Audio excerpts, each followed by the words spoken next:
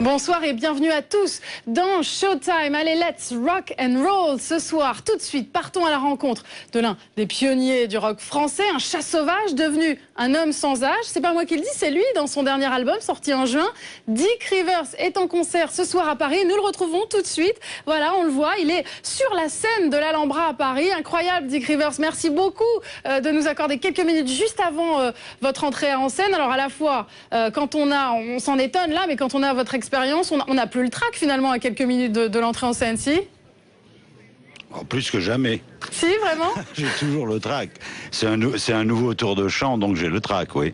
Forcément. Alors peut-être très bien, je vous entends très bien. Vous avez toujours quand même un peu le trac. Alors peut-être pour vos fans, pour ceux qui ont entendu quelques extraits de votre dernier album, on va écouter Attache-moi, l'un des tubes de votre dernier album, L'homme sans âge. Écoutons un petit peu ce que ça donne. Je suis sûre que vous allez chanter sur scène, forcément.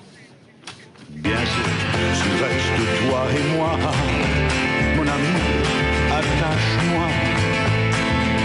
Je reste toi en moi, mon amour, attache-moi. Voilà pour Attache-moi, donc sur L'homme sans âge. Alors on est content de vous voir ce soir, Dick, parce que apparemment il y a d'autres événements où on ne vous verra pas cette année, comme paraît-il les prestigieuses victoires de la musique. Et pour cause, on ne peut même pas voter pour vous. C'est quand même incroyable. Alors Olivier Lacour, le président des Victoires, s'explique et on en reparle ensemble juste après.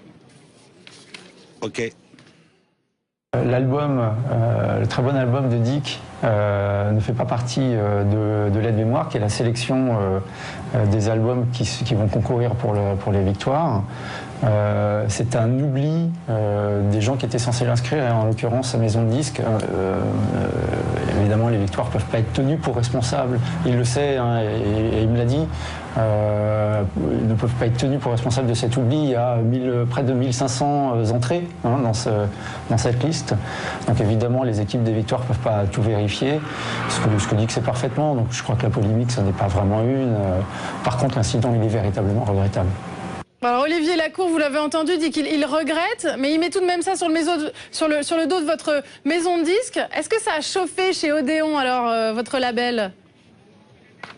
Chez EMI, oui, ils se sont fait un petit peu engueuler, mais bon, vous savez, c'est pas très important. Hein. De toute façon, on peut voter pour moi si on veut. Hein.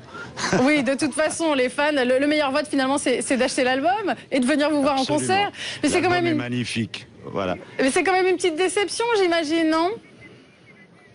Oui, parce que je pense qu'il y avait beaucoup de gens qui allaient voter pour moi cette année, oui. Et vous aurez, parce qu'une victoire, ça fait toujours évidemment chaud au cœur, ça c'est certain. Ah ben oui, c'est pas sûr que j'en aurais une, hein. Mais c'est simplement dans la présélection, quoi, voilà. Oui, forcément, donc c'est un regret. Mais vous n'avez pas prévu de recours ou de choses comme ça? Il y a pas de... Vous vous êtes exprimé sur le sujet, mais... On a essayé, on m'a posé la question, j'ai répondu, c'est tout, quoi. D'accord. Et bon. Le plus important, c'est de venir me voir sur scène à l'Alhambra. Voilà. Bon, alors donnez-nous envie, en deux mots, Dick, de venir vous voir. Donnez-nous envie. Il y aura vos tubes ce soir, il y aura quoi d'autre au programme?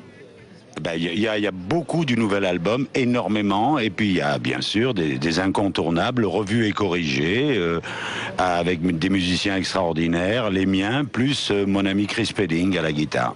Parce que le dernier album a été écrit par Joseph Danvers, hein, c'est une pointure un peu de la nouvelle vague de la chanson française. Est-ce que ça a marché, à votre avis? C'était pour moderniser un petit peu votre image, ça a marché ou pas?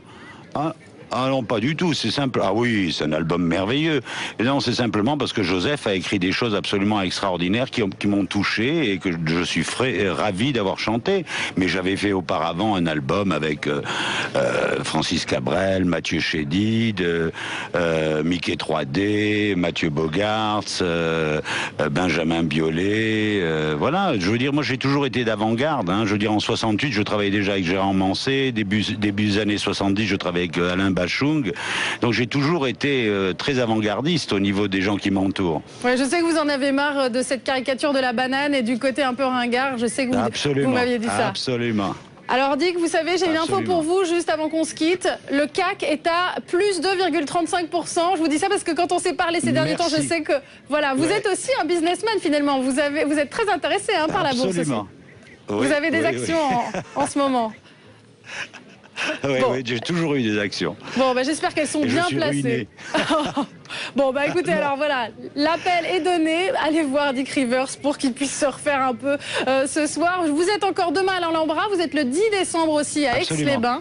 Merci beaucoup d'avoir été avec nous juste avant votre entrée en scène et merci à Damien Tanguy qui était avec vous.